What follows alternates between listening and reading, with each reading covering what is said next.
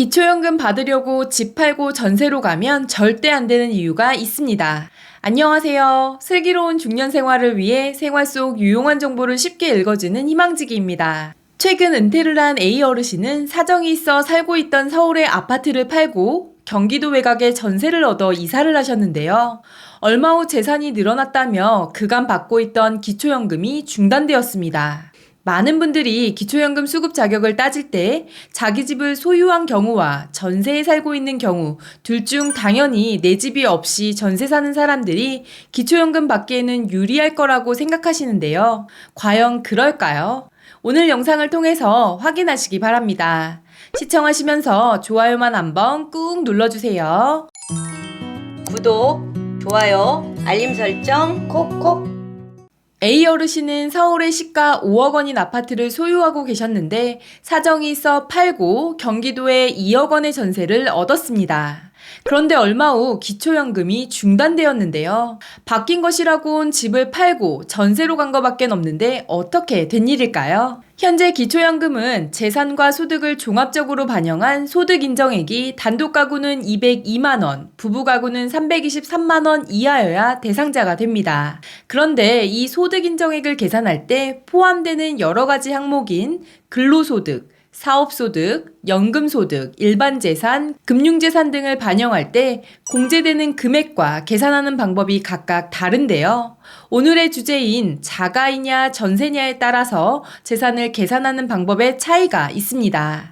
먼저 A 어르신이 시가 5억 원인 아파트를 가지고 계셨을 때 소득인정액은 이렇게 계산됩니다. 일반 재산으로 분류되는 집의 경우에는 시가 그대로 반영되는 것이 아니라 시가 표준액이라고 해서 시세보다 약 20에서 50% 정도 낮게 책정되는 금액을 반영합니다. 5억 원 아파트의 시가 표준액을 5억의 60% 정도인 3억이라고 가정하고 소득인정액을 계산해 보겠습니다. 먼저 시가 표준액에서 지역별 기본공제 금액을 빼줘야 하는데요. 지역별 기본재산 공제액은 대도시는 1억 3,500만 원, 중소도시는 8,500만 원, 농어촌은 7,250만 원으로 지역별 차이가 있습니다.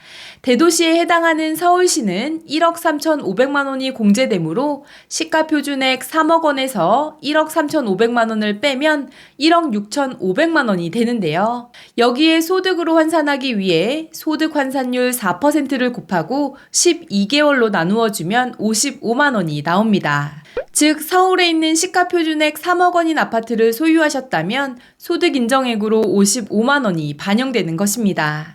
그러면 이번엔 서울의 아파트를 팔고 경기도로 3억의 전세를 얻어 이사하셨을 때를 비교해 보겠습니다. 일반 재산인 전세보증금의 경우 기초연금에 반영될 때는 5%의 기본공제밖에 되지 않는데요. 3억 원의 95%는 2억 8,500만 원으로 소득환산율 4%를 곱하고 12개월로 나누어 주면 95만 원이 됩니다. 앞서 시가 5억 원의 아파트를 소유하셨을 때 소득 인정액이 55만 원인 것과 비교하면 3억 원의 전세에 사셨을 때 약 40만 원의 소득 인정액이 늘어난 것을 알 수 있는데요.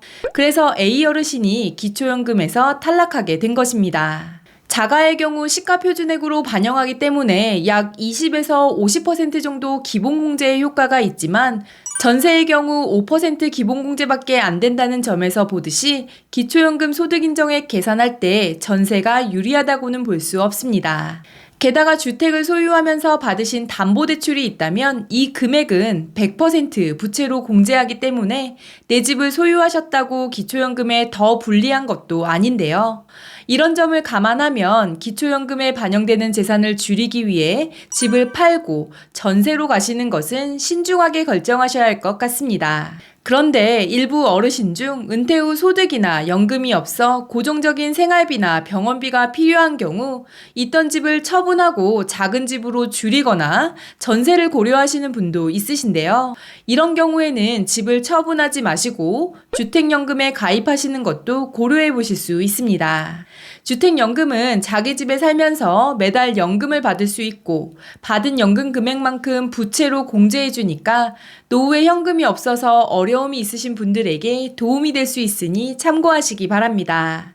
이번 영상은 여기까지고요. 오늘 하루도 희망찬 하루 되시길 기원하며 영상 마무리하도록 하겠습니다. 오늘 영상이 조금이라도 도움이 되셨다면 구독, 좋아요, 알림 설정 눌러주세요. 감사합니다.